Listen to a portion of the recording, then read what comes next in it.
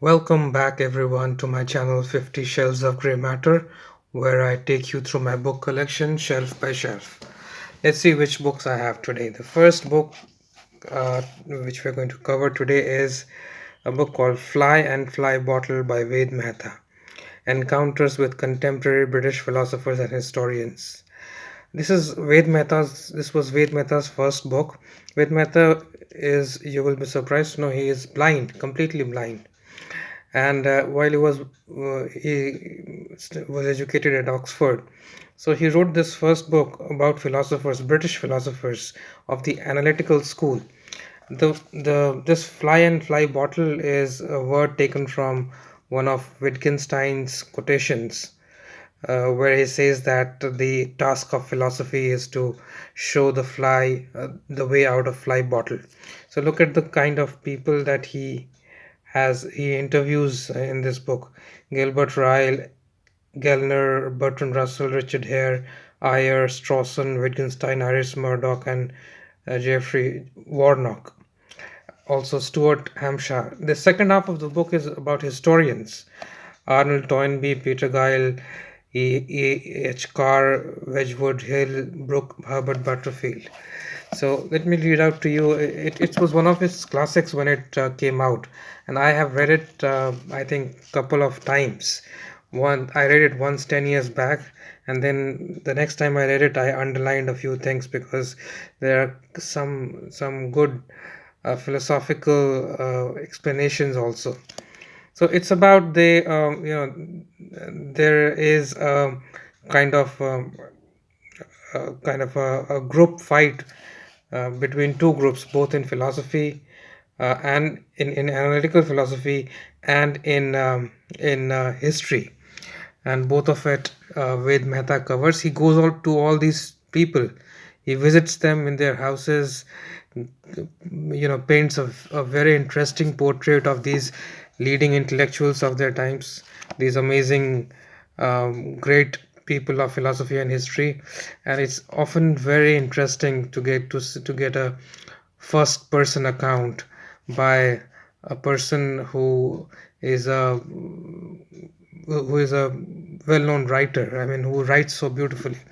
So it's a wonderful book, and as it says, it's a report on the current state of British intellectual life. It came out, I think, in 1960. I have made some underlines also here. You can see, um, but it's a very good book. There are just four chapters. The first two are on philosophy. The next two are on history. Um, and this book came out in 1961, so you can understand the time period. Okay, that's the first book. The second book is by Thomas Saz, Ideology and Insanity. Thomas Saz was a well-known anti-psychiatric movement, in the sense that he was a great critic of this whole business of psychotherapy and mental illness, and the fact that people are labeled mentally ill without there being enough reason for it, or only on the basis of ideological reasons. So the whole book is about this opposition of this attitude towards mental illness. He says that it's a kind of torture, and is extremely critical of institutions which uh, kind of regulate mental illness, whether it is the profession of psychiatry or academic psychology, all of it. And he is an outsider. So, but this is a very well known and kind of provocative book. Let's see the third book. Today we have Osho's book on yoga, The Path to Liberation. Osho has a unique style of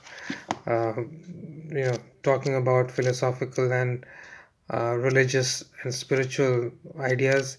Is very logical, very consistent, and he is also very charming. I always recommend anyone who wants to get interested in philosophy to read Osho, because he takes up very pertinent psychological issues that you all of us face in daily life, and he shows the psychological and philosophical aspect of it in such a beautiful way that you can't help being shocked by his analysis. So this is on yoga, on Patanjali Yoga Sutra. It's a good book. um, then this is Ayn Rand at 100. Ayn Rand's after her, this is a centenary celebration of Ayn Rand's. Um, it's couple of Ayn Rand scholars have written on Ayn Rand's philosophy. I haven't read the full it fully, but a couple of chapters I have read. I don't like Ayn Rand's fiction at all. I've read Fountainhead, and it seems to be simply a glorification of an egotistic kind of philosophy for which she gives all kinds of arguments. Libertarians in England are great admirers of Ayn Rand. I think it's just more of bravado that she shows in her books, makes a hero of some iconoclastic person who tries to defy the society, who doesn't believe in altruistic tendencies, who doesn't believe in cooperation, and who believes in simply extolling one's own virtue. Now, uh, to an extent, there is a virtue ethics involved here, but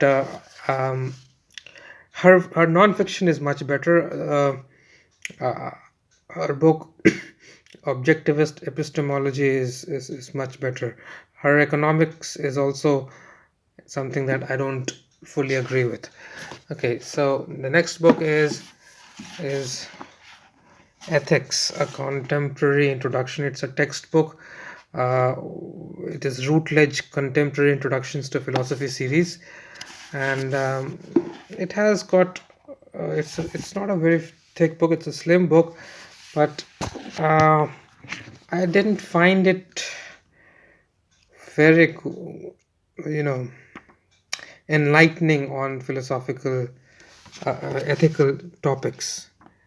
To some extent, it is good, but it leaves a lot to be desired.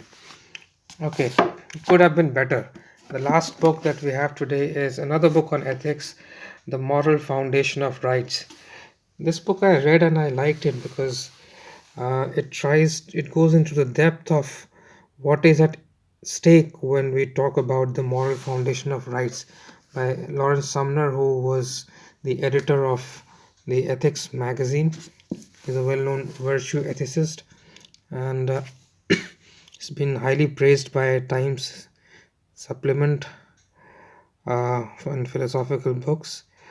I have read it very closely, but again, I don't remember a lot of it. However, um, the problem of marking it with highlighters, which I started doing towards the second half of the book, has made it practically unreadable for me the second time. But I've also made a lot of notes. You can see. Let me show you a diagram that I made of the book. It says rights have three aspects: content, scope, and strength. And that's how this book proceeds. It is very good at you know desegregating the concepts involved in the whole issue of rights. People generally think of rights versus the uh, greatest happiness principle. So rights is a kind of a constraints on the utilitarian end of achieving a welfare state, but that is how rights is generally seen, as a constraint on utilitarianism, uh, especially act utilitarianism. But actually, there is far more involved in it, which is what Sumner brings about. Clarendon paperbacks, and it's got a very good print, very fine paper. And this is a tough read. One has to be very attentive and careful to keep track of all the divisions that Sumner makes. But in the end, he is able to give a cogent picture which establishes the moral foundation of rights. So that's the end of this stack of books. Let me now do a ranking of all these books. Fly and Fly Bottle is my personal favorite. Um, then I would say Osho's work is very good. And then The Moral Foundation of Rights. Then Ideology and Insanity as a new idea on mental illness. So that's all um as far as today's episode goes. Hope you liked it. See you next time.